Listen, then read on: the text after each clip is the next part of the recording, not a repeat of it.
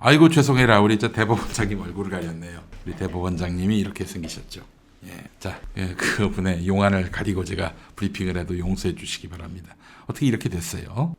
여러분, 조희대 대법원장이 지난 12월 초에 대법원장에 취임했습니다. 인사청문회 거쳤고요. 이 대법원장은 국회 과반수의 동의가 있어야, 과반수 이상의 동의가 있어야 대법원장이 될 수 있습니다. 장관처럼 그냥 청문회하고 끝, 이게 아닙니다.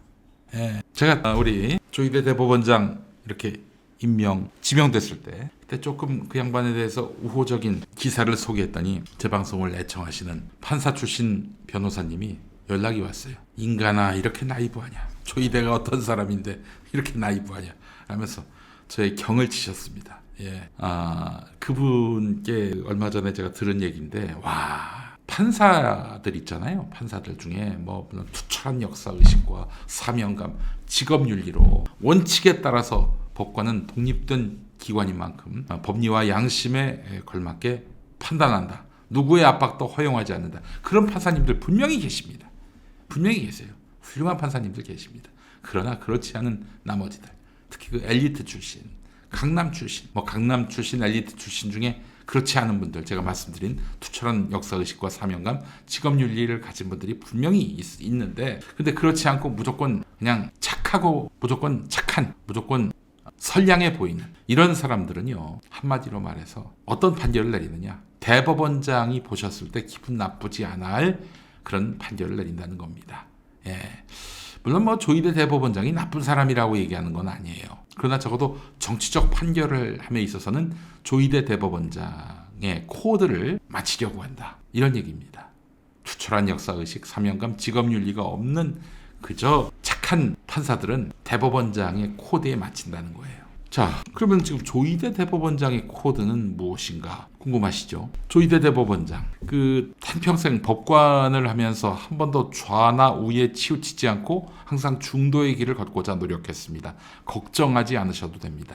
그러니까 자신의 어떤 정치적 코드 때문에 판결이 좌지우지 되지는 않는다. 뭐 이런 말씀이신 것 같은데, 실제로 2014년에 대법관 인사청문회 과정에서 당시 새정치민주연합의 박범계 의원, 윤석열을 형으로 불렀다고 해서 시비거리가 됐던 박범계 의원, 이분 판사 출신이죠. 이 양반은 조희대 당시 대법원장이 아니라 대법관 인사청문회에서 흠 잡을 데가 없다면서 막 칭찬을 했어요. 야, 그러면 우리 박범계 의원이 이렇게 말씀하셨으니까 우리가 믿어도 되는가?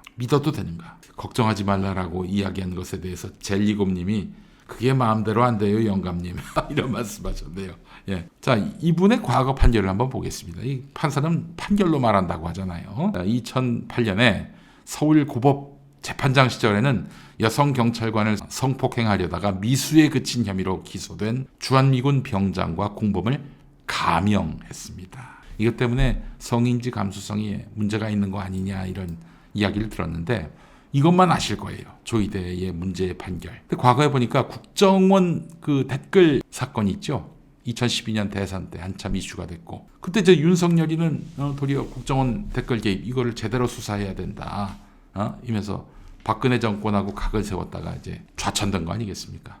윤석열은. 그런데 그 당시에 국정원 차원의 조직적 개입이 있었다는 명확한 증거가 없기 때문에 무죄다.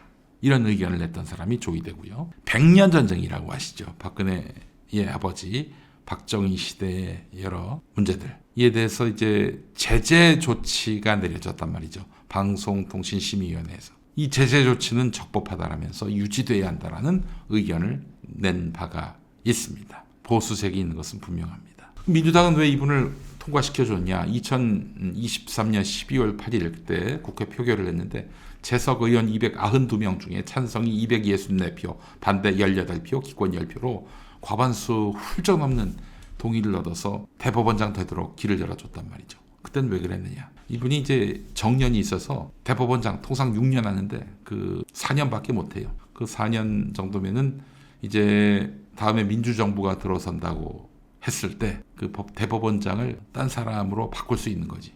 민주정부에서. 그래서 4년만 하는 걸로 해서 받아준 걸로 알고 있어요. 자, 그분이 이제 대법원장이 되고 나서 전 이 부분이 굉장히 좋게 보였는데 범죄 혐의에 비해서 구속까지 가기는 좀 너무 무리인 과한 이런 경우가 있잖아요. 그런 사람들은 이제 그냥 일정 지역 밖으로 나가지 마라. 그리고 몸에 전자 발찌를 차라. 이런 조건으로 조건부 구속영장 제도를 도입하자.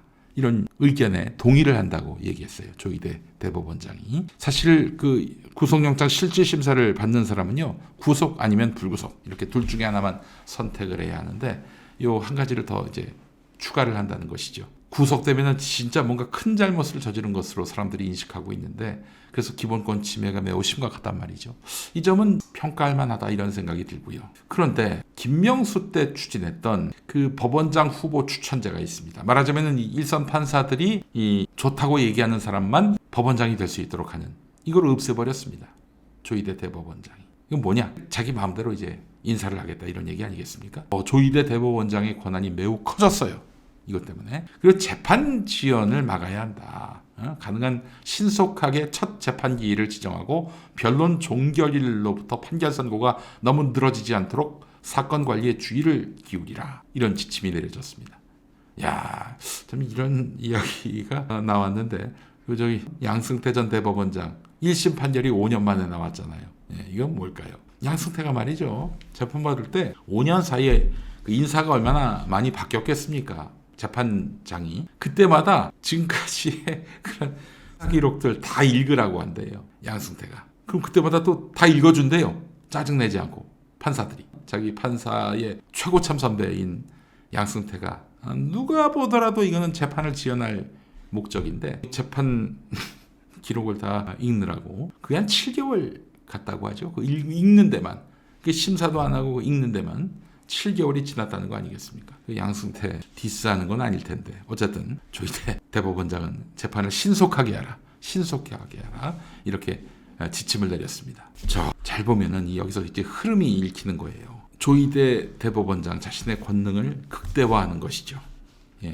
재판장, 법원장 후보 추천제를 전면 재검토하도록 한다든지, 그리고 재판 지연을 막는 방법을 취하라든지. 여기서 어떤 여러분 의도를 보실 수 있을까요? 저는 모르죠. 근데 그 판사 출신의 변호사분 말씀에 따르면은 재판 지연을 막아라. 재판을 신속하게 진행하라. 이거는 이재명을 겨냥한 것으로 볼 수 있다. 이 말씀을 하시더라고요. 이재명 대표에 대한 재판은 총선 전에 나오기 쉽지 않습니다. 그러나 전이라도 어떻게든 빨리 내놔라. 이렇게 이야기한 게 아닌가 이렇게 추정할 수 있고요. 그런데 현실적으로는 쉽지 않습니다. 그리고 법원장 후보 추천제를 전면 재검토하게 된다면 이제 조희대 대법원장이 직접 이렇게 법원장을 결정할 수 있게 되는 것이죠. 자, 무엇보다도 사실 조희대 대법원장이 염려되고 걱정되는 이유, 그래서 경계해야 하는 이유, 조심해야 하는 이유는요, 그 핵심에 윤석열이 임명했다는 점에 있습니다. 여러분, 지금 방송통신위원회, 방송통신심의위원회, 야권 추천위원들을 다 그냥 쫓아내버렸습니다. 이게 뭐겠어요? 윤석열 스타일은 반대하는, 그리고 비토하는 모든 이들을 단 한 명도 허용하지 않겠다 아니겠습니까? 이런 인사 원칙 아래에서 조희대가 대법원장이 됐다. 이거는 사법부 장악이 얼마나 윤석열에게 절실합니까? 그러니까 자기가 검찰총장으로 있을 때 판사들 뒷조사를 했던 거 아니에요? 그것 때문에 징계위원회 회부됐고. 자, 조희대를 대법원장이 세웠다. 이거는 확실한 사법부 장악의 의도가 있다고 봐야 한다라고 해석하시더군요. 여러분, 조희대 이후에 벌어진 판결을 한번 봅시다. 윤석열 검찰총장 징계 취소 결정 나왔죠. MBC가 바이든이라고 한 거 정정 보도하라. 이 판결이 나왔죠. 조희연 서울시 교육감, 항소심 2심에서도 교육감직 상실형을 받았습니다. 그리고 무엇보다도 양승태 1심에서 무죄 판결을 받았습니다. 이럼에도 불구하고 조희대 대법원장은 공정하게 할 것이다. 좌우로 치우치지 않는 그런 판결을 할 것이다. 이렇게 생각을 한다면 바보 소리 듣기 딱 좋겠죠. 그래서 염려가 되는 것입니다. 조희대 경계하라.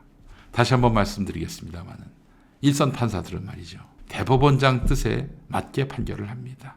대법원장이 싫어할 판결을 하지 않습니다. 왜냐? 대법원장이 법원 판사 인사에 직접적으로 영향을 미치는 사람이니까. 자기가 법원 판사로 있을 때 높은 데까지 승진을 해야 나중에 판사복을 벗고 법률시장에 나왔을 때 땡땡 지방 법원장, 땡땡 지방법원 부장판사 이런 직함으로 법률시장에서 호객할 때 얼마나 도움이 되겠습니까? 얼마나 도움이 되겠어요. 조희대 대법원장 인사청문 그 이전에 인사검증을 한동훈이 한 걸로 우리는 알고 있습니다. 윤석열과 한동훈이 세운 조희대 경계할 필요가 있습니다. 과도하다. 이분의 어떤 인격과 법관으로서의 그 살아온 삶을 의심해서 해야 되겠냐 이렇게 말씀하실 분들이 있을지는 모르겠습니다만은 적어도 판사 출신의 변호사 조희대 대법원장하고 일한 바도 있었던 그런 판사 출신 변호사가 얘기합니다. 조희대를 경계하라. 조희대를 경계하라. 네, 저는 우리 그 존경하는 판사 출신 변호사님 말씀을 받들어 여러분들께 이 내용을 소상히 말씀을 드립니다.